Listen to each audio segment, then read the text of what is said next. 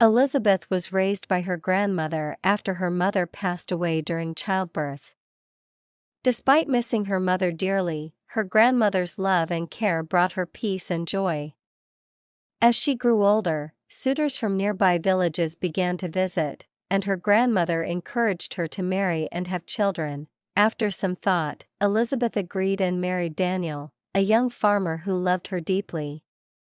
They lived peacefully together, but their desire for children remained unfulfilled despite their efforts. For years passed, and Elizabeth's longing for a child grew stronger. Daniel, sensing her distress, consoled her, "Don't worry, my love. God will give us a child in His time."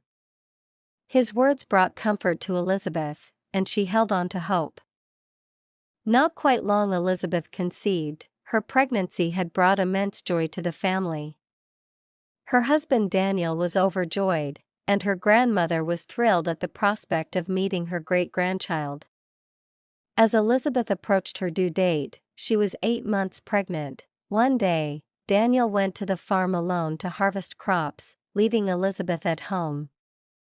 As he worked, a snake suddenly appeared and bit him. Daniel cried out for help, but the farm was isolated, and no one was nearby to assist him. Meanwhile, Elizabeth waited anxiously at home for Daniel's return. As the evening drew near, she grew concerned. "Why is he taking so long?" she wondered. Daniel had promised to quickly harvest the crops and return home. Elizabeth's worry turned to fear as the minutes ticked by. She thought about going to the farm to look for him but hesitated. Should she go alone or call for help from the villagers? Her pregnancy made her movements slow, and she wasn't sure what to do. As night began to fall, Elizabeth's anxiety deepened. Where was Daniel? Why hadn't he returned? She decided to take action. Elizabeth's anxiety grew as night fell, and Daniel still hadn't returned from the farm. She decided to visit his uncle's house, despite her advanced pregnancy, to seek help. Upon arrival, she explained the situation, and Daniel's uncle's expression turned grave. "Don't worry, Elizabeth," he reassured her. "We'll find out what's keeping Daniel. Go home, and I'll gather some villagers to search for him." Elizabeth returned home, tears streaming down her face. Meanwhile, Daniel's uncle gathered 3 able-bodied men from the village, and they headed to the farm. As they approached the farm, they saw Daniel's lifeless body lying on the ground. The group was shocked and heartbroken. They examined his body. Noticing signs of a snake bite on his neck, the men exchanged worried glances, wondering how they'd break the news to Elizabeth, who was nearly due to give birth. Summoning courage, they carefully carried Daniel's body back to the village. The news of Daniel's death spread quickly, and Elizabeth's world shattered. She wailed uncontrollably, her body shaking with grief. Village women held her tight, trying to prevent her from injuring herself while crying. Elizabeth's cries echoed through the village, her pain and sorrow palpable. Her grandmother, who had been caring for her, was also overcome with grief. As the news sank in, the village fell into mourning. Daniel's death would leave a void in their lives. And Elizabeth's future looked uncertain. Elizabeth was very sad after her husband's death. Nearing the time to give birth. But as the 9th month ended, she didn't feel any signs of labor. She waited and waited, but nothing happened. Elizabeth went to her grandmother and said, "I'm overdue, but I don't feel any signs of labor." Her grandmother said, "Sometimes this happens. Let's wait for another month." So, they waited, and it became 10 months, but still, nothing happened. Elizabeth went back to her grandmother, and they decided to visit a midwife. The midwife checked Elizabeth and said, "Your baby is fine, but the time for delivery hasn't come yet." They waited some more, but even after 11 months, Elizabeth didn't go into labor. Elizabeth was scared, and her grandmother was worried too. They waited some more, and it became 12 months. The grandmother was so worried that she started praying to the gods at night, asking why this was happening to them. One night, she had a heart attack and passed away due to lack of medical care. Elizabeth was heartbroken. She cried and cried, asking God why she was going through so much pain and loss. The villagers came to console her, feeling sorry for her situation. After her grandmother's burial, Elizabeth continued to wait for her baby's arrival.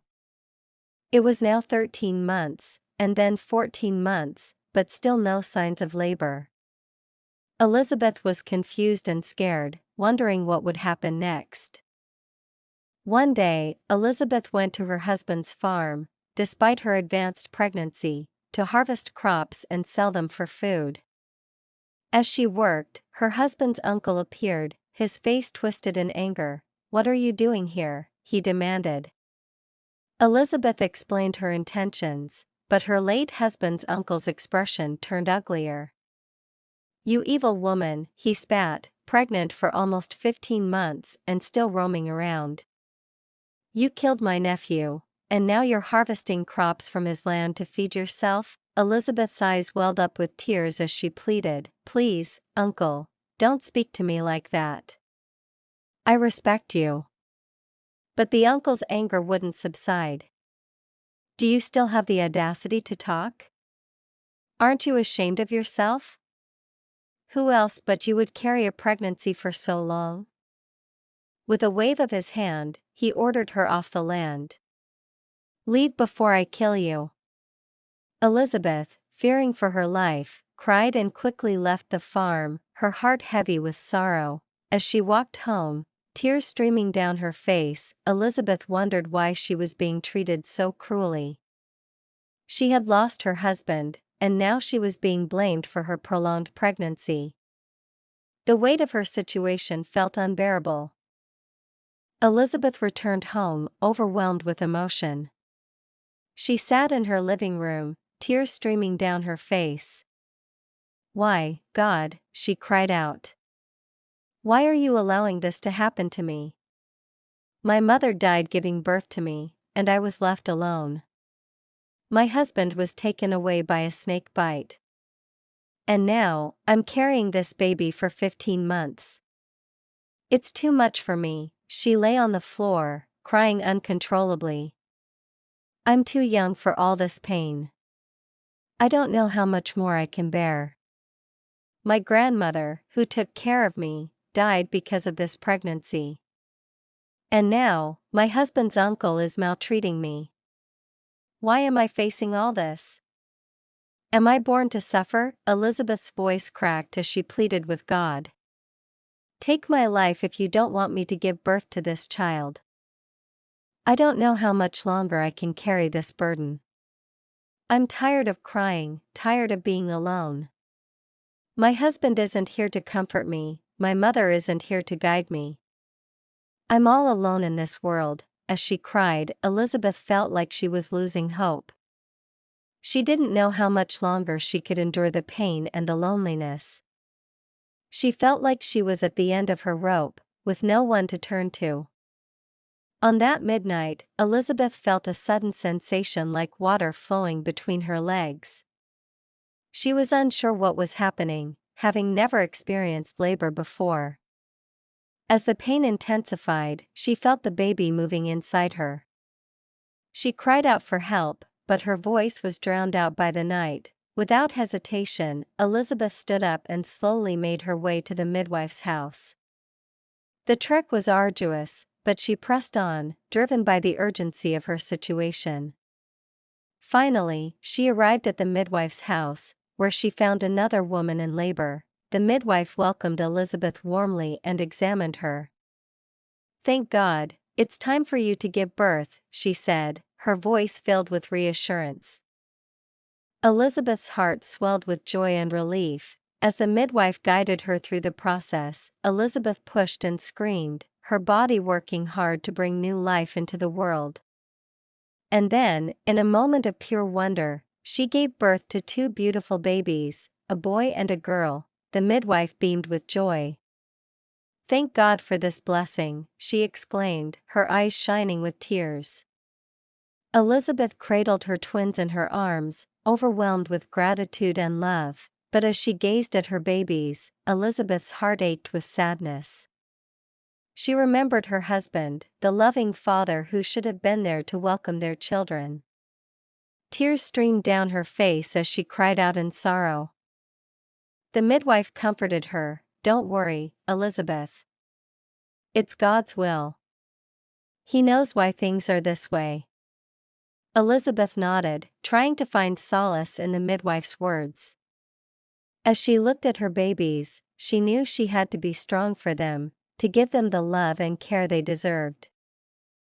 Elizabeth gazed at her twins, her mind racing with concerns. "How will I take care of these two little ones?" she wondered. "I don't have a helper, no mother to guide me. And what about the midwife's bill? I don't have any money to pay." As she sat there, lost in thought, she heard a woman crying in another room. Elizabeth's heart went out to her, and she rushed to offer comfort. She found the woman distraught, having given birth to a stillborn baby.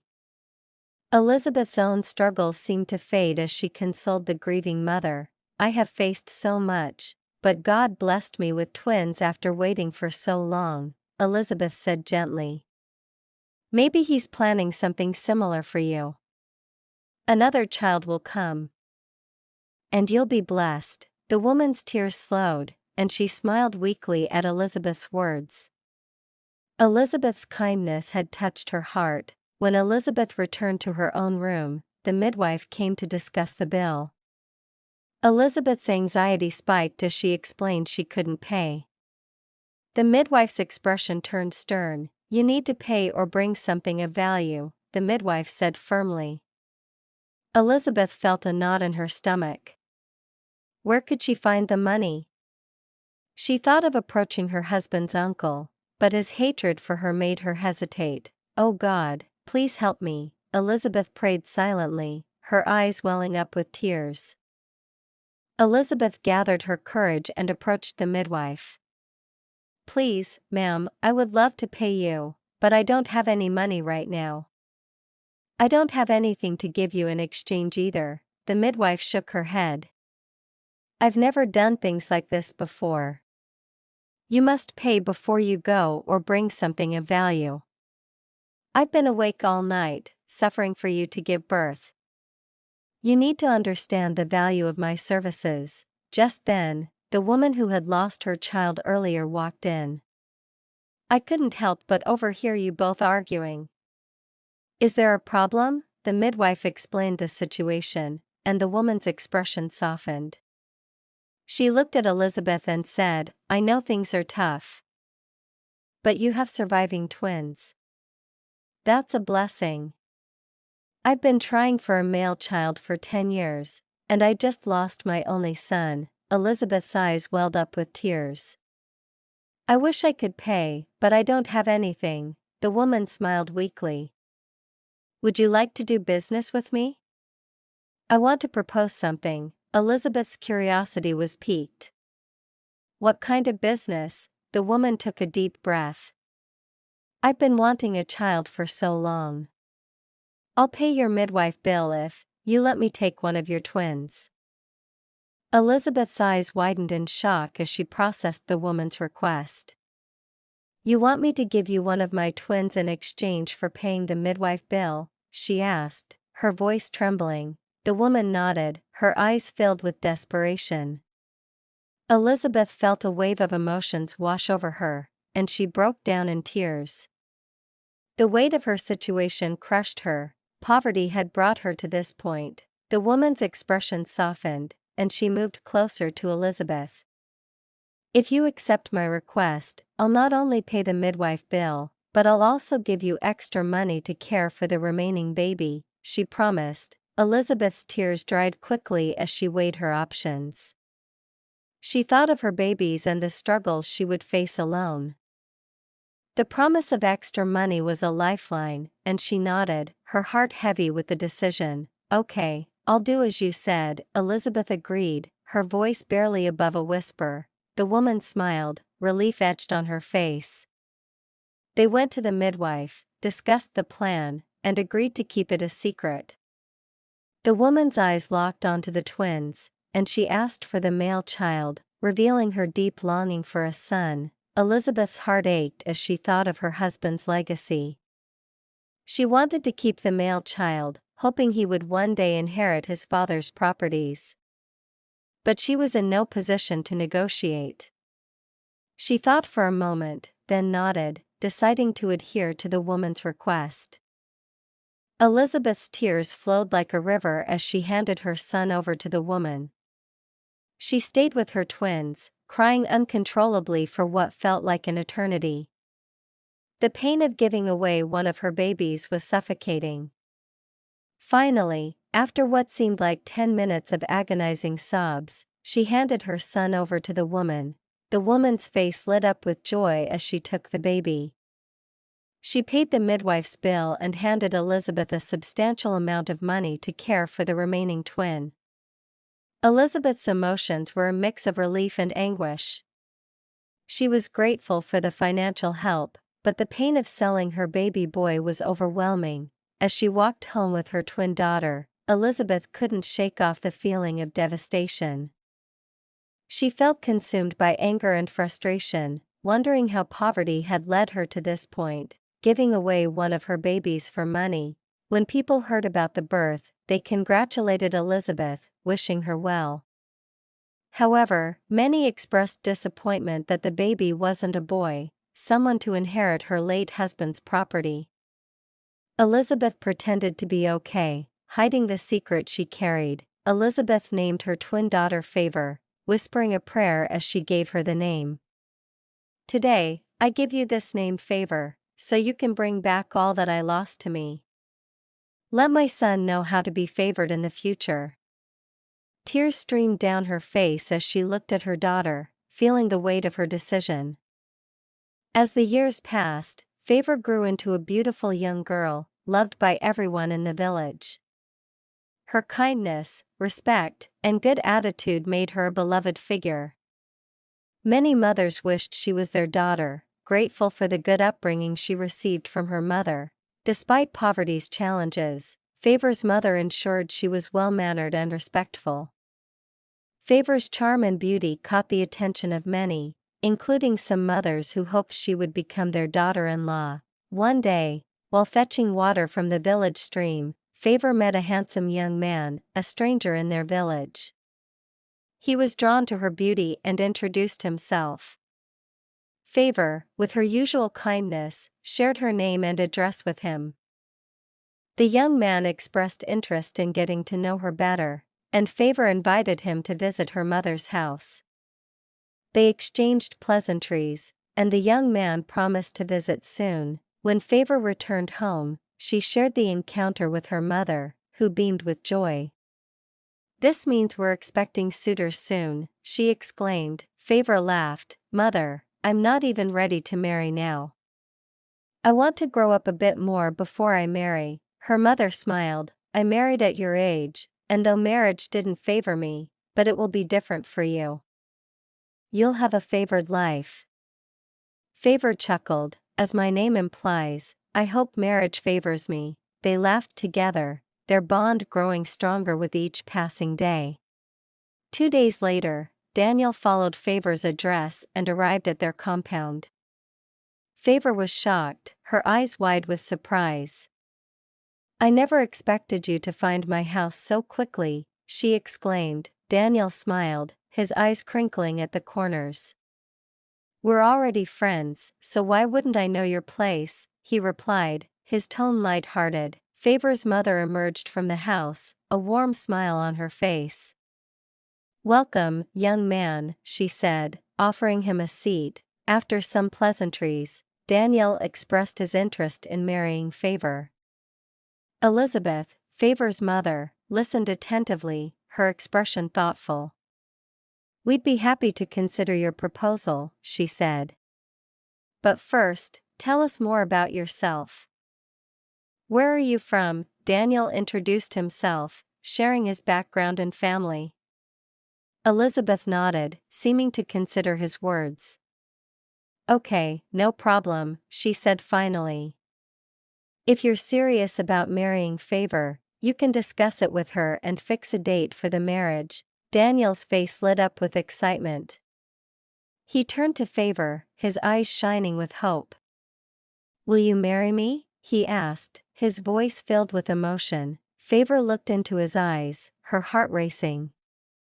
Yes, she said softly. You're handsome, and you're good.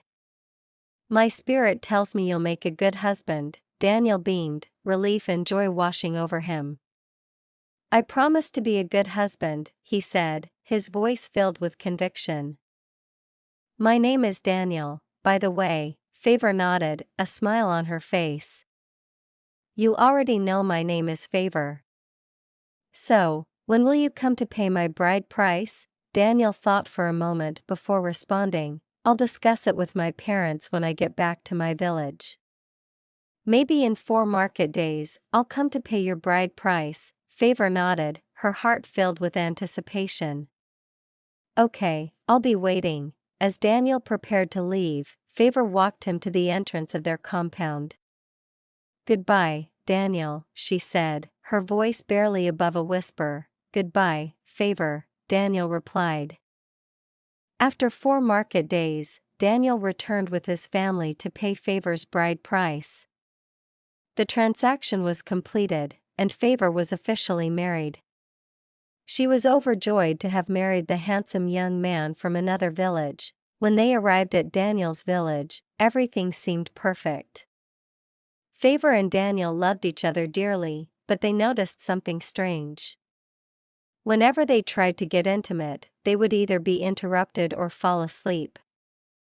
They couldn't understand what was happening. As the months went by, the problem persisted. After 6 months of marriage, Daniel's parents called him into their room, concerned that Favor hadn't gotten pregnant. Daniel explained the situation. And his parents were shocked. Why haven't you touched your wife? They asked, their voices filled with worry. Daniel shared their experiences, and his parents looked at each other, puzzled. We'll figure out what's going on, they said, dismissing Daniel to his room. Daniel's parents were determined to find the cause of the problem. They knew that something was amiss, and they needed to uncover the truth.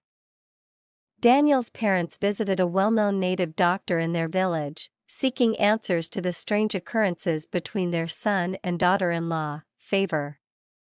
The native doctor performed some consultations and revealed that there was a mysterious bond between Daniel and Favor, preventing them from having intimate relations. According to the native doctor, this bond was not a curse but rather a unique connection that linked the couple. However, he hinted that an event from the past might be the root cause of this phenomenon. He advised Daniel's parents to ask Favor's mother to examine Daniel's back, specifically the left side, for any markings or signs. Daniel's parents were determined to uncover the truth and find a solution to their son's marital issues. With newfound hope, they decided to follow the native doctor's instructions, eager to understand the strange connection between Daniel and Favor. The journey ahead would be filled with revelations, and they were ready to face whatever lay in store for them. Daniel's parents arrived home and shared the news with Daniel and Favor. They decided to visit Favor's mother, Elizabeth, the next day to discuss the mark on Daniel's back. When they arrived at Elizabeth's house, she greeted them warmly and welcomed them into her home. Daniel's mother spoke up, explaining the situation. We married your daughter for 6 months, but Daniel and Favor haven't had any intimate relations. We've tried everything, but nothing seems to work. We visited a native doctor, and he told us that there's a mark on Daniel's back that might be the cause of the problem. Elizabeth's expression changed, and she looked surprised. A mark on his back, she asked, her voice barely above a whisper. Daniel's mother nodded, and Elizabeth asked to see the mark. As Elizabeth examined Daniel's back, her eyes widened in shock. She was dumbfounded, unsure of what to say. Favor looked at her mother, concerned. "Is there a problem, Mother? Do we know anything about the mark?" Elizabeth stood there, frozen, her mind racing with thoughts. She knew something, but she wasn't sure how to reveal it. The room fell silent, with everyone waiting for Elizabeth's response. Elizabeth's eyes locked onto Daniel's back, and she seemed to be transported to a different time.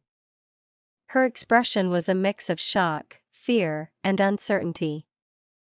Suddenly, she took a deep breath and began to speak. Elizabeth took a deep breath and revealed the shocking truth. "Yes, I know the mark. Daniel is my son." The room fell silent, with everyone stunned by the revelation. Favor stood up, her eyes wide with shock and confusion. "What do you mean, Mother? My husband, your son? How is that possible?" Elizabeth's eyes dropped in shame as she continued. "You're the same woman I gave my son to in exchange for money many years ago at the midwife's house." Daniel's mother's face contorted in shock, and she stared at Elizabeth. Favor's eyes darted between her mother and mother-in-law. Trying to process the information, Elizabeth began to tell the story of how she had given away her son and purposely marked him with a distinctive sign in case she ever saw him again. The room was filled with an uncomfortable silence as the weight of Elizabeth's words sank in.